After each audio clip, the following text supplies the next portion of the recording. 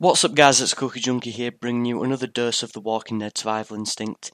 Today I'm just going to be reviewing it and giving my general thoughts. If you've got this game, if you've had this game, or just if you want this game, please comment below on your thoughts and your opinions, and if you disagree with me or agree with me and reasons why.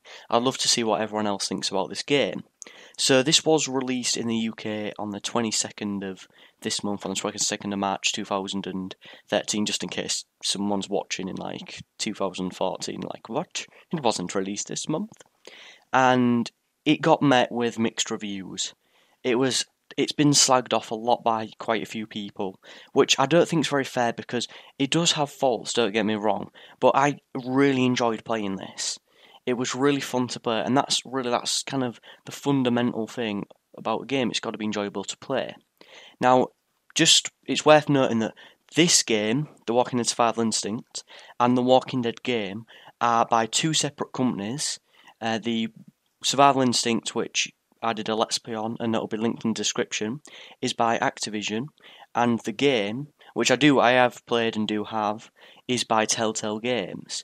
And the main thing which I think people were doing when reviewing these is they was comparing them, which they probably shouldn't have done, seeing as The Walking Dead Survival Instinct is based as a prequel to the TV series, whereas the game is set separately. It's got nothing to do with the TV series, it's just set in the same world, kind of with the same rules really.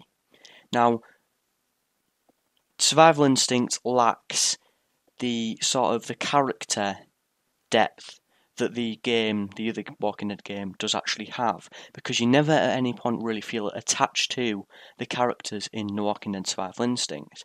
The only real times when you kind of feel some emotion, really, is at the beginning when Daryl sees his father dying and has to shoot him and can't bring himself to do it.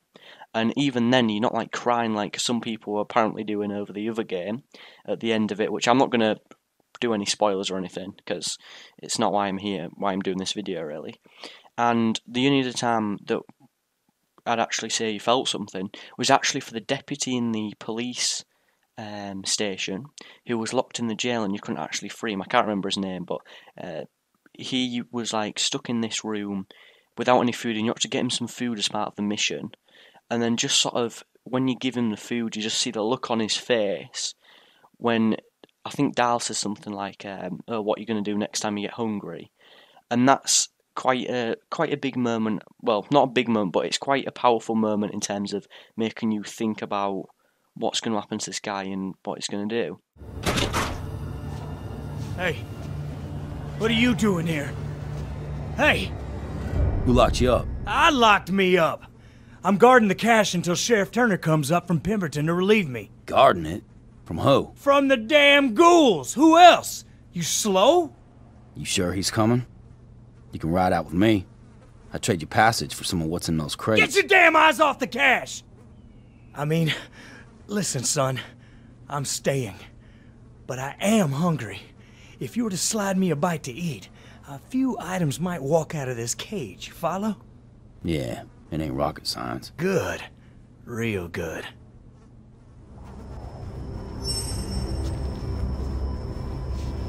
Oh, Thomas, did I give him food? Well, look-a here. Just what the doctor ordered. Here you go, son. What do you say we keep this transaction just between us? You sure you ain't coming with? Oh, hell no. This is my post. Where am I gonna be safer?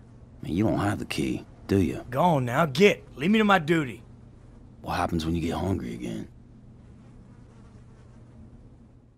So whilst there are some other moments like that, a little bit like that, but there's nothing that really pushes the boundary and gets you attached to a character that then gets brutally killed or something like there is in the Walking Dead game, the normal game that came out a while ago. So yeah, that's why a lot of people have actually been saying this game's a bit bad or rubbish or whatever they were saying about it, because it just lacked that depth. And I'm not arguing with that, it does, but it shouldn't stop you playing it. It's still really fun to play, and really that's kind of what this is about more than the other game, which is more of a choice game, and this is a first person shooter. So you've got to look at it it's designed to be two different games. So you've got to think of this when you think about the other one's more about the storyline, whereas this is more about the actual playing as well, and a bit of the storyline. So it's probably why they don't have the same depth in there. But they could have easily, I think, put that in if they'd have maybe spent more time on it or more money or whatever. Likewise with the characters, there is little tension in the game. There is at a few points, and yeah, but it's just not the same as the other game, and this is why I think if this had been released before the other game, or the other game hadn't been released, I think people would be giving it better reviews than it has. It's because people know of the other game that they're slagging it off, basically. But, that's just my opinion, my take on things. You might think that's a lot of rubbish. So, the campaign itself is fairly short, it has to be said. I completed it in about 4.5 hours, I think. But I don't really know if that is that short, though. I think it is a bit short, but for what the enjoyment I got out of it was really good, and it might have just seemed short because I played it literally for like 3 days for quite a long time each, for like an hour each time basically.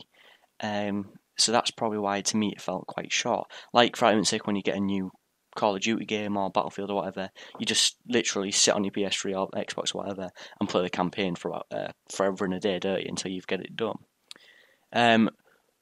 So I've kind of really covered the bad things to start off with and kind of, well, tried to explain them out really, but the good things about this game is the combat, in my opinion. Some people, I don't know, I don't know why they're so picky. They're just like, everything about it, they're just like, it's not really good.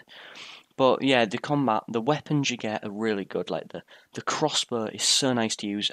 If you've seen my Let's Play, you'll know how I've just ranted about it for like the full 3 episodes after I got it, or however many episodes you have it for.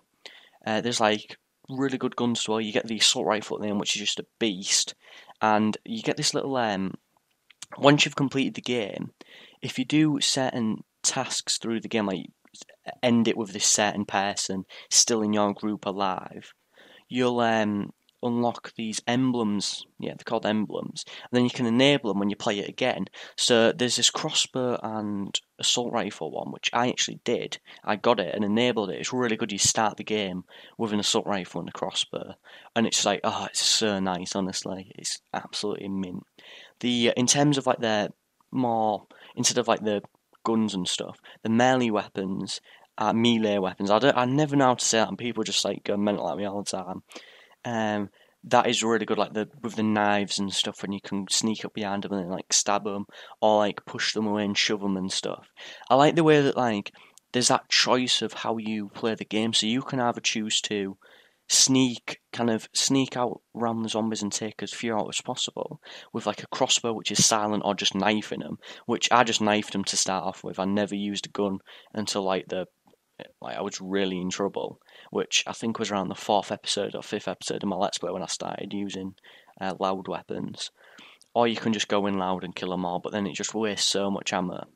You can also use like people that you get, like survivors that you kind of have to do challenges for, optional challenges, then they'll come with you, and sometimes you've got to dismiss them and stuff, and that is where it lacks depth, because there's no cutscene to dismissing anyone and leaving them behind, and that's why there's just no, like, you just don't feel anything for the characters, like, it doesn't matter who you dismiss, and that is where a lot of people complain about. If they did put something in where kind of you got to know the characters and you help them and you save them, and then just you had to abandon them or something, you'd feel a lot more for them. So that's, again, just going back onto the point I was making before. But yeah, anyway, now this this game, really enjoyable. I loved playing it. And I've already pretty much said this, but I'm just kind of really repeating myself now, to be honest. But it has got a pretty bad kind of press or reviews on the internet. But I'd say watch some videos on the internet. Watch mine if you like. I'll link them in the description. The Let's Plays I've done. Or watch someone else's. It doesn't really matter. And just watch like the first 2. See what you think of it. And if you think it looks really fun, get the game. It's going to be really good.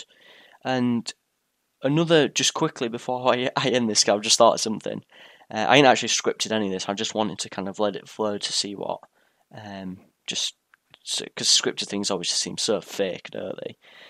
Yeah. Anyway, another thing which someone was actually posting about on the internet was the fact that they could run through whole levels without actually having to take any zombies out. I'm just going to say, what a load of rubbish. You cannot just run through every level, not taking them out, because you will just get mauled by them. I had mobs after me that I managed to escape from, right? But you know, it's slightly different thing, and you will get grappled, which is kind of where like they kind of grab you from behind, and you've got to knife them. And once you get in that situation, you aren't going to have to take them out or whatever. So there's no. Don't listen to anyone that says that. And some people are saying about the graphics. The graphics aren't great, but people were comparing it to like the graphics on the other one, saying like, oh, the graphics on this are rubbish, but on the other game they're really good. But the graphics are very similar. Like they've got the same sort of style, and they're not exactly the same, but they're like they're styled in the same way, which is why I don't understand the people saying this game's graphics are crap, and the other games are really good. And you're always going to get graphics whores, which are just like, oh, it's not like super ultra HD and stuff. And it's just like, no, go away, please. It's not. It's for me. I'm just not all about graphics. It's yeah, you've got to have good graphics, but I just prefer the actual enjoyment and the gameplay for this game. A good element to the game is the fact that you can like break down or run out of fuel and have to stop whilst on your journey to somewhere else in order to get supplies.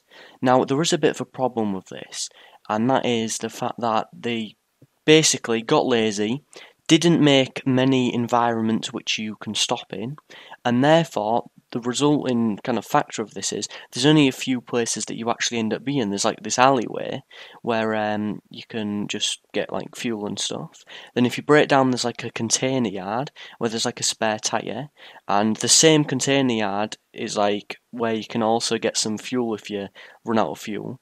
And then there's just like a car park, so there's not that many places that you can go, and the most annoying thing I'd say about it is the fact that when you break down, you obviously need the part, otherwise you can't go anywhere.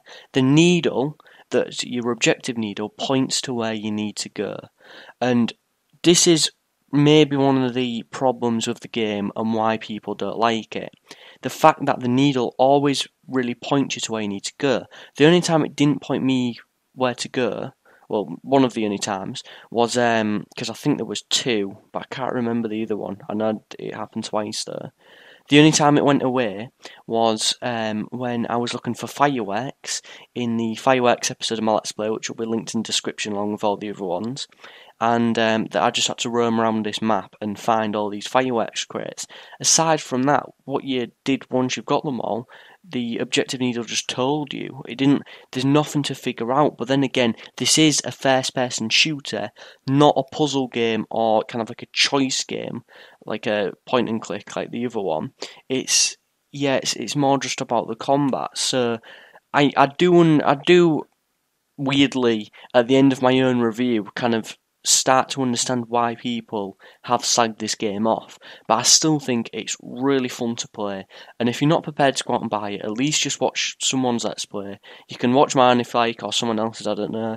Maybe you've got a favourite YouTuber that's doing it, and just watch it and see, just get your own view on it, you know, don't be told by everyone else what to think, just see what you think of it. So I'm going to end on that. If you enjoyed this, please comment below and give your opinions. Please like this video, subscribe if you want more. And yeah, I'd quite like to hear from everyone. I'll see you guys in the next video. Peace.